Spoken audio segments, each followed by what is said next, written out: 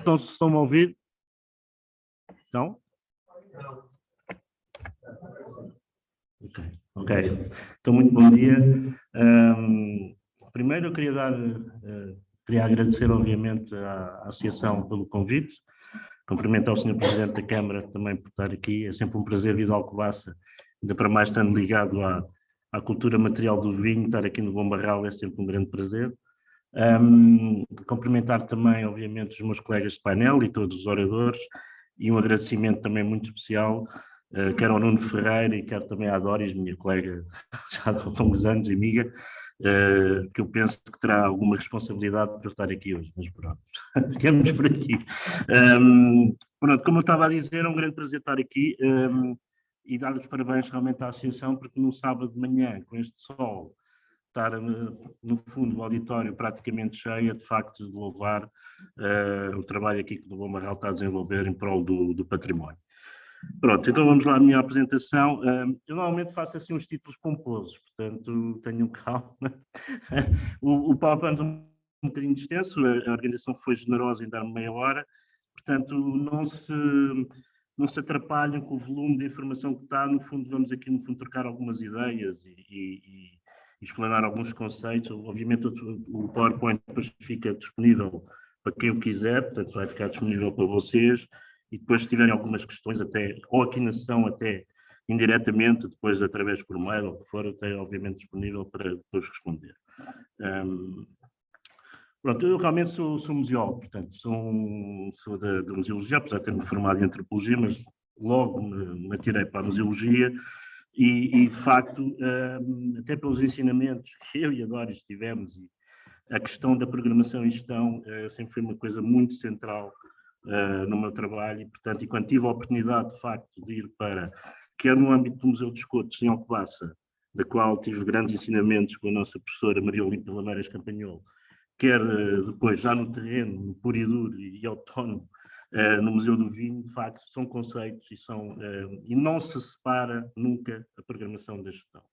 Portanto, eu trabalho sempre nessa base. Hoje em dia, o património cultural, no fundo é isso que estamos aqui a trabalhar, é um manancial complexo, é isto, no fundo, quase tudo que nós temos a ver aqui, portanto. E nós, ainda por cima, quando temos responsabilidades de trabalho numa autarquia, temos que nos haver com isto tudo, portanto, devemos ter uma visão sobre o património abrangente. Mesmo às vezes, quando estamos na nossa caixinha do nosso museu, não podemos esquecer todas estas realidades, não é? Portanto, e esta complexidade que nós temos que ter muita atenção e que hoje em dia, obviamente, as instâncias também estão a exigir e estão a reclamar, inclusive a própria DGPC, etc., que tem investido bastante neste, digamos, se quiser, neste organigrama funcional do património. Mas depois também temos uma realidade muito complexa, que é o próprio museu. Um museu é isto. Um museu não é uma porta aberta com uma coleção visitável. Um museu é um sistema complexo, de 9, 10 ou mais funções. Este, por acaso, é o organigrama das funções museológicas do Museu do Vinho de Alcobaça, mas há outros, portanto, estas funções são fundamentais. Portanto, quando a gente está a trabalhar em museus, se não cumprimos estas funções, estamos a trabalhar noutra coisa. Isto não é desvalorizar os outros espaços, são outras realidades, mas quando trabalhamos e quando já quero avançar com a questão que até em termos académicos tem-me ocupado ultimamente, que é a questão do museu referencial, o que é que será isto do museu referencial, temos que ter noção que o museu tem que cumprir estas funções. No caso do Museu do Vinho de Alcobaça, uma das questões que nós temos vindo a desenvolver é precisamente a ativação destas funções todas e, finalmente, estamos a conseguir cumprir as 9 funções, que é para depois, de facto, podermos cumprir o nosso papel em termos de terreno. Portanto, e quando estamos no museu, os princípios de programação, do programa museológico, pelo menos no nosso caso, e mais uma vez aqui o exemplo do Museu do Vinho de Alcobaça, temos no fundo estas cinco realidades, não é? Obviamente na base está a conservação do próprio património, uma conservação que inclusive tem outros níveis, não só ao nível do restauro, mas da própria requalificação e refuncionalização dos seus próprios patrimónios. Aqui estamos a falar do património arquitetónico como do património móvel, portanto das coleções. A reorganização das coleções, que é algo que é constante, portanto o museu não deve ser estático. E um museu referencial tem que ter precisamente uma exposição de referência, ou seja, ela tem que ir navegando e mudando e consoante os critérios e a sua atualização. A criação de reservas museológicas, que é algo que fica sempre nas calendas dos programas museológicos, como nós sabemos, os apuramentos museográficos e, obviamente, o acerto museológico e de comunicação. Portanto, estas exigências que se vão pondo na área da museologia são fundamentais, no fundo, para nós irmos cumprindo a nossa missão. Então, no fundo, qual é o contributo do museu, ou qual pode ser o contributo do museu? Não é pensar que o museu está ali para receber visitantes e para cumprir o seu papel mínimo. De facto, o museu, hoje em dia, tem um papel fundamental. Desde logo da revalorização do próprio património, né? Nós sabemos hoje que quando um património está dentro do museu, ganha logo ali um selo e uma legitimidade muito importante. Por exemplo, isto vê-se, por exemplo, na arte contemporânea, né? Hoje em dia todo artista contemporâneo quer entrar no museu para ter precisamente essa revalorização do seu próprio património, e estamos a falar de património contemporâneo. A potenciação do próprio património, e quando estamos a falar de património, não é só o património que está integrado no próprio museu, mas todos o património que fazem parte da rede patrimonial, no caso do Conselho, ou da região, ou que estivermos a trabalhar. É fundamental a integração dos outros projetos mais abrangentes, de escala territorial. O museu não pode estar fechado em si próprio, tem que estar aberto a todos os projetos e todas as atividades territoriais que vão passar à sua volta. Hoje em dia, os museus, como sabemos, são um elemento fundamental da regeneração, inclusive das cidades. Não é? Hoje em dia fazem parte dessa renovação, até porque o museu dá sempre aquela noção de não só da democratização cultural e do património, mas também de qualidade de vida, portanto, de abertura à sociedade, de acolhimento, portanto, e hoje tem-se investido, inclusive, muito nas áreas arquitetónicas ligadas aos museus, por isso mesmo, portanto, fazem parte. Hoje em dia, quando se está a pensar uma cidade, é comum estar-se a pensar também no museu para a cidade, não é? Ou na requalificação, ou na renovação do seu próprio museu. E, obviamente, a afirmação de um modelo de museologia dinâmica e não estático. Não é? O museu não pode estar preso ou estar descansado em relação à sua temática, à sua coleção, e de facto, tem que se ir renovando, em relação a essa dinâmica. Para nós, de facto, conseguirmos isso, há 3 princípios que eu acho que são fundamentais. A inovação, ou seja, o museu tem que ter uma proposta singular, não ser mais do mesmo. Ou seja, não é só porque eu chego à Terra e vou ao turismo e dizer, olha, aqui este museu vou ver. Não, tem que se saber lá fora porque é que a gente vai ver este museu. Porque é que é interessante ver este museu. O museu tem que ter um elemento singular. E depois, obviamente, tem que ter uma qualidade de apresentação, de excelência. Ser técnica, científica, mas também, obviamente, em termos de acolhimento, etc. E depois dar o retorno. E esse retorno pode ser cultural, pode ser social, e hoje em dia sabemos também que é económico. Não é? Hoje em dia os museus, sobretudo através da sua própria escala, vão redinamizar toda a sua área de influência, a sua zona de impacto social e cultural. E aí temos opções estratégicas a tomar, e aí começa um bocado a porca a terceiro grau, digamos assim, porque aí já estamos a desenvolver com as próprias políticas, política nacional, política municipal, política regional, portanto, porque, inclusive, aqui há a ascensão de outras dinâmicas, como a própria Lei Quadro de Museus, etc. Uma das questões fundamentais é a autonomia de programação e gestão, ou seja, os museus têm que ter autonomia, e essa autonomia tem sido uma coisa polémica. Adoro isso, porque tenho sido desde há muito tempo um defensor da autonomia dos museus. A DGPC parece querer defender essa autonomia, mas está difícil de implementar, mas que, sabendo que essa cativação, por exemplo, de receitas, que pode ser importante, deve ser aplicada no próprio museu. Os museus devem ter mecanismos de autossustentabilidade dos seus próprios processos, não só para aliviar as próprias tutelas, mas como para também terem autonomia de regeneração. Isso, obviamente, tem que haver parcerias técnico-financeiras, articulação institucional com outros projetos de financiamento, tem que ter uma perspectiva comercial dos museus, não é? tem que ter atividades inscritas no seu próprio, quer inseridas no circuito, quer fora do circuito museológico, tem que ter uma perspectiva empresarial. Os meus colegas mais puristas da museologia que me desculpem, mas tem que ter uma perspectiva empresarial nos museus. Inclusive, os museus têm que ter um branding, têm que ter uma marca. E hoje em dia tem-se visto muito isso. Aliás, alguns museus até deixaram cair o termo museu para afirmar o seu próprio branding. E quando falamos em desenvolvimento, normalmente vem à calha o turismo, não é? O turismo para nós museus é uma realidade e a própria economia cultural, porque nós nos museus somos normalmente de tempo lento e o turismo é de tempo rápido.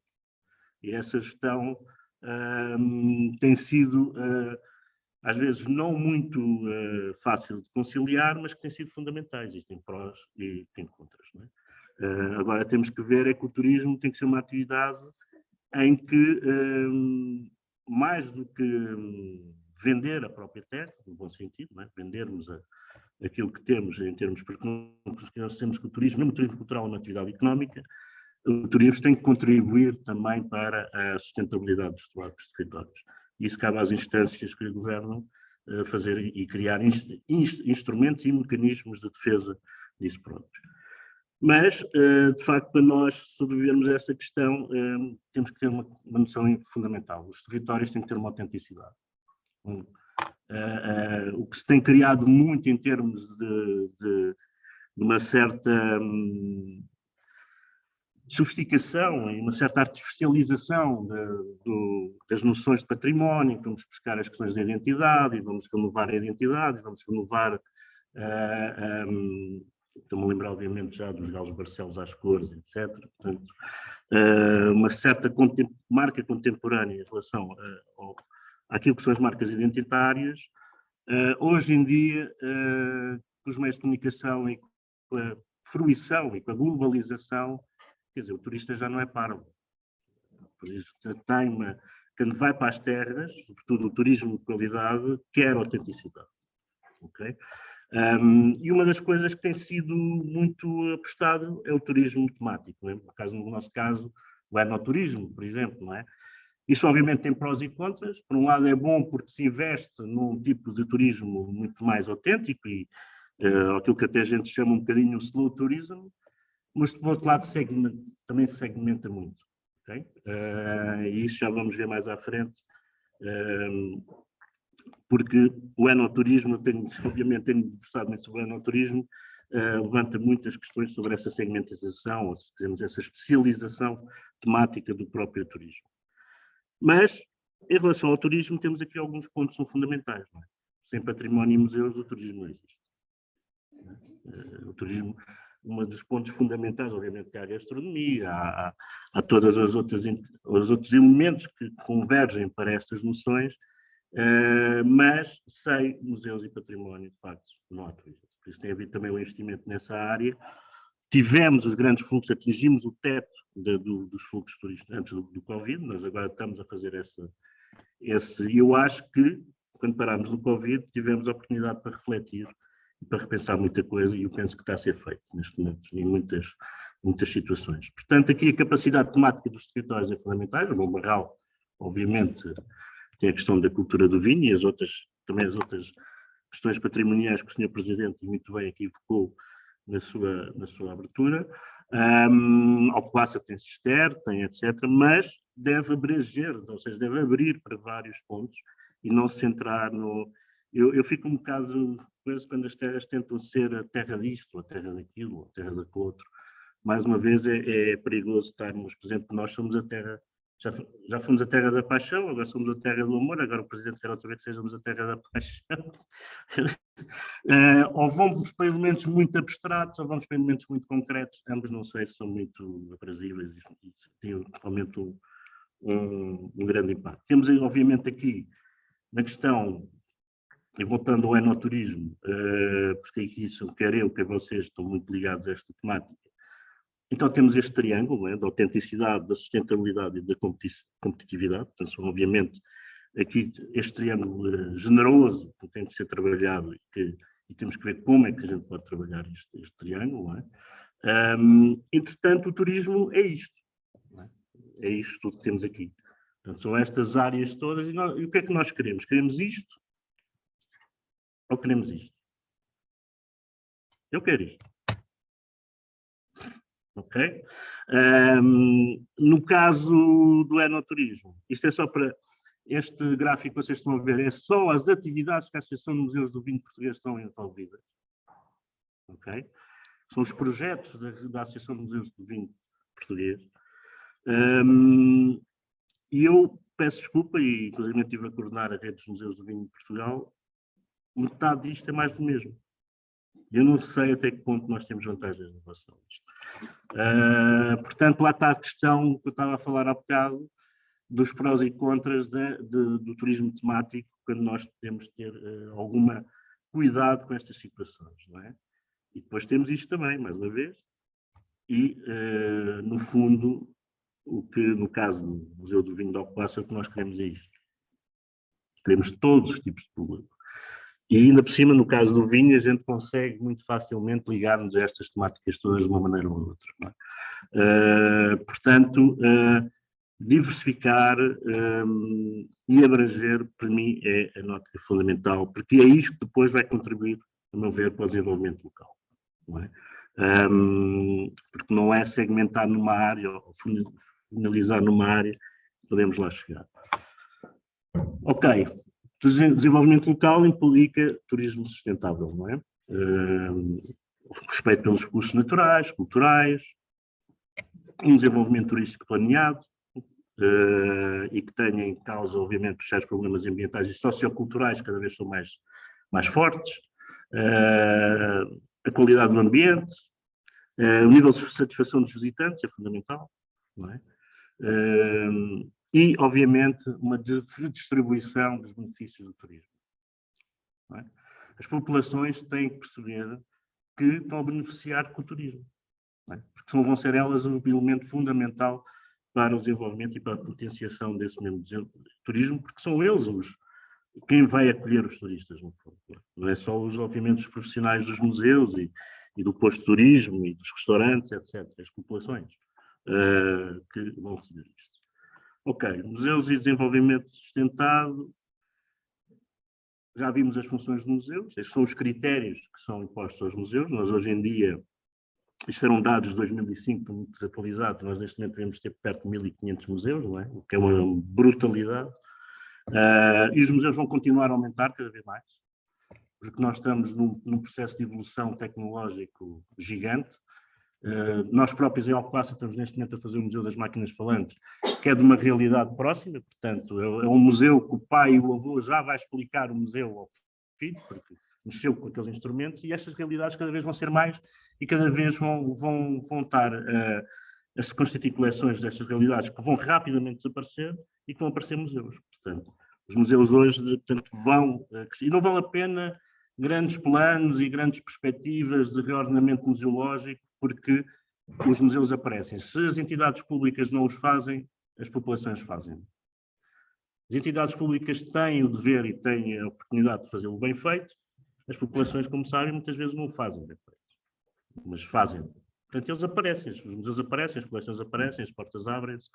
Portanto, mas como ia dizer, se temos estes tais 1.500 museus que depois experiências que um critério já vão diminuindo, etc, etc.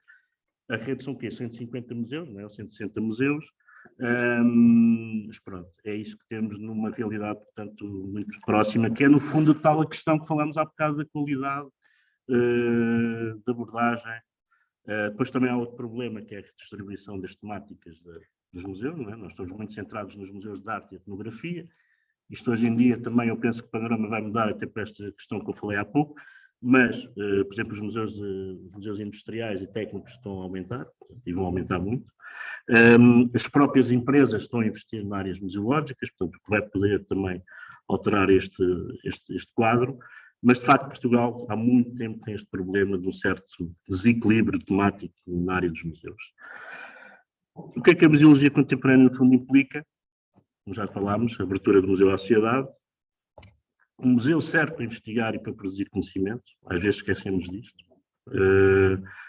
A reapropriação da parte da população dos espaços patrimoniais é um dos contributos dos museus. A qualificação dos museus, no fundo, por exemplo, nos museus da indústria, onde era uma fábrica, passou a ser um museu, o espaço estava devoluto, as populações voltaram-se a reapropriar desse espaço, que é bom.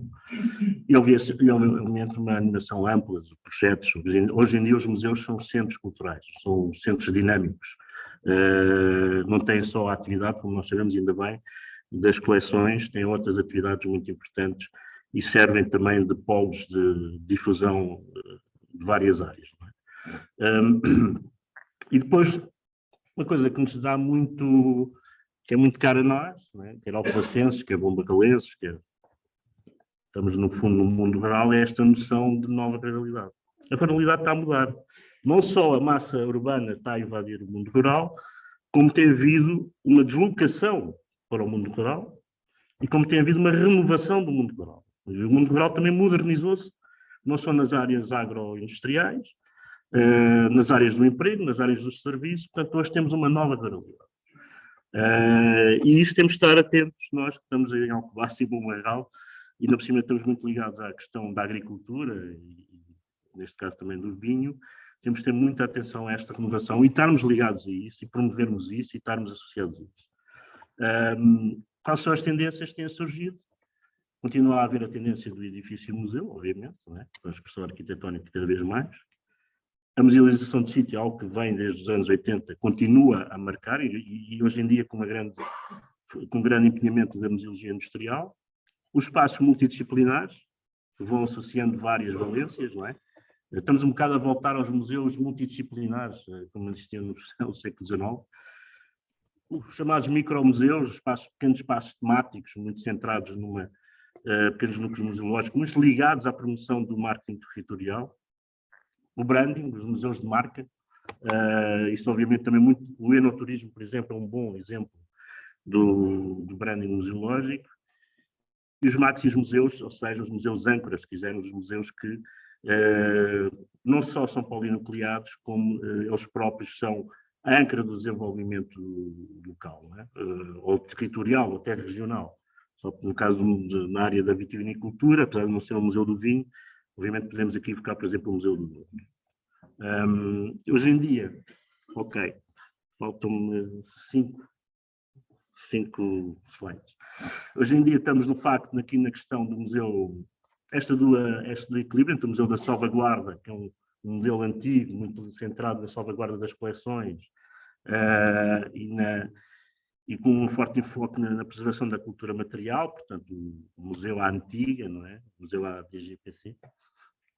Há um museu da representatividade, que é um bocado o oposto, um museu que, no fundo, serve de ícone de centro para muito mais focado na questão temática, às vezes quase sem cultura material, sem objetos, mas que serve, no fundo, para representar alguma coisa, um território, etc. Continua a haver bons exemplos de museus de salvaguarda. Há pouco tempo tive no Museu de São João da Pesqueira um bom exemplo que trabalha as coleções, faz a seleção e trabalha o território e contribui para o desenvolvimento. E, obviamente, o Museu do Douro, que não é um museu típico, que não é um museu com coleções, é um museu que investe, sobretudo, em grandes exposições temporárias, de longa duração, mas que tem um investimento muito grande na questão do território e gera, basicamente, são o polo principal da rede de museus do Douro. E depois o tal museu, modelo referencial, referenciar a dinamização cultural a partir do recurso económico. E aqui está uma fotografia do Museu da Anadia, do Museu do Vinho, que eu penso que é um bom exemplo de museu de referência. Ou seja, o museu é a referência do território, em todas as dinâmicas. Trabalha o território. Hoje em dia o território, temos de ter as noções de território. Já não há um território, há vários territórios. Os museus estão ligados a múltiplos territórios. O Museu do Vinho de Alcobaça está ligado ao território cisterciense, está ligado ao território do vinho, está ligado ao território da etnografia, está ligado ao território do Oeste, está ligado ao território, inclusive, nacional, porque é um museu de âmbito nacional, uma temática nacional. Portanto, é um museu que trabalha a competitividade do próprio território, ou seja, quando se chega a este museu, tem que se perceber o que é o território e ele próprio, não só acolher as atividades do território, como ele próprio promover esse próprio território. E passa a ser então uma referência do próprio território. E isso depois tem uma incidência na valorização turística. Mas isso só é possível com a tal autenticidade patrimonial que eu já vos falei, agora tenho a fotografia do Museu do Vinho de Alcobaça, porque tem a ver, por facto, as pessoas, quando lá chegam, reconheçam o património que têm. O mais importante de uma visita, faltam 2 slides, o mais importante de uma visita é, de facto, alguém, o turista por si, isto é uma base da democratização cultural, reconhecer aquilo que está a ver e reconhecer aquilo como autêntico. E hoje em dia, nos museus, e mesmo no caso dos museus do vinho, tem-se investido muito em, se quisermos, em reproduções, eu não vou dizer qual, inclusive eu conheço o Museu do Vinho, em vez de ter talhas, desenhou a talha, portanto, investir-se demasiado nas novas tecnologias, que não substituem a cultura material. É melhor ter uma talha do que uma representação da talha, ainda que as novas tecnologias possam ajudar na interpretação ou desse próprio elemento. Portanto, e para o desenvolvimento sustentável, vamos o que é que, no fundo, os contributos. Obviamente, o museu permite a diversificação da oferta e a diversificação turística, cria complementariedades racionalizando recursos e obtendo economias de escala. Isto é um dos papéis importantes através da intercooperação com os próprios agentes locais. Potencia uma cadeia de valor, não é? Porque, no fundo, o museu abarcar isto tudo, há uma cadeia, há uma rede de valores que vão interagir com o museu, que o museu vai potenciar, não só através dos tais colóquios, das exposições, deixar a comunidade em si fazer eventos dentro do próprio museu, etc. E o museu, obviamente, como agente receptor e distribuidor de públicos, é o museu cada vez mais que vão redistribuindo, já não são os postos de turismo, aliás, os postos de turismo hoje em dia quase que não os postos de turismo nem deviam de existir, devíamos ter welcome centers, não é? Que as pessoas chegam e percebam o que é que está, não é? E, obviamente, a promoção da realidade moderna, não é? Esta realidade bucólica, muito estática e muito romântica que nós às vezes promovemos, mas sim uma realidade moderna que está a trabalhar, etc. O que é que nós podemos ter, então, nesta economia cultural? O upgrade económico das populações, a rentabilização comercial dos fluxos turísticos, a potenciação de novas economias, os museus estão muito ligados às indústrias culturais criativas, artísticas, etc., a valorização das antigas economias, a mercantilização do produto tradicional, obviamente os museus têm aqui um papel fundamental, a estimulação do empreendedorismo, o aumento do emprego através das microempresas que vão trabalhando com os museus, os novos produtos locais e regionais, normalmente os museus servem precisamente para promover isso, e, obviamente, o aproveitamento de recursos endógenos. Cada vez é mais importante nós trazermos pessoas da terra e as economias da terra a trabalharem com os próprios museus. Terminando, há aqui um conjunto que nós podemos pensar que é fundamental para isso acontecer, que é temos um entendimento atualizado do que é os valores histórico-culturais da região, que eles vão mudando, não são sempre os mesmos. Imprimir um relacionamento regular e cotidiano com os meios de comunicação social. Hoje em dia é fundamental, estamos ligados aos meios de comunicação social. Envolver a sociedade civil, né, as forças vivas, isso também parece-me que toda a gente já compreendeu. Promover a intergeracionalidade, ou seja, está sempre aquela coisa, os jovens não ligam nada ao património, não querem saber, não sei o quê, portanto tem que ser cada vez mais isso desenvolvido. Apostar na juventude, não é? Chamá-los para o museu, dar-lhes projetos para os museus, eles vão ser o futuro, não é? Desenvolver valores de cidadania e democratização cultural, isto os museus já fazem há muito tempo, e obviamente criar aqui as colaborações com as instituições públicas, sobretudo na questão que é tal, que é um chavão muito, ninguém gosta, mas nós temos que ser fiscais do próprio património, não é? Temos que alertar, temos que trabalhar com as entidades públicas sobre isso. E obviamente estar aberto às áreas de negócio das regiões, ok? Peço desculpa se foi muito longo, espero que tenha contribuído para vocês e tenho aqui como vossa reflexão. Obrigado.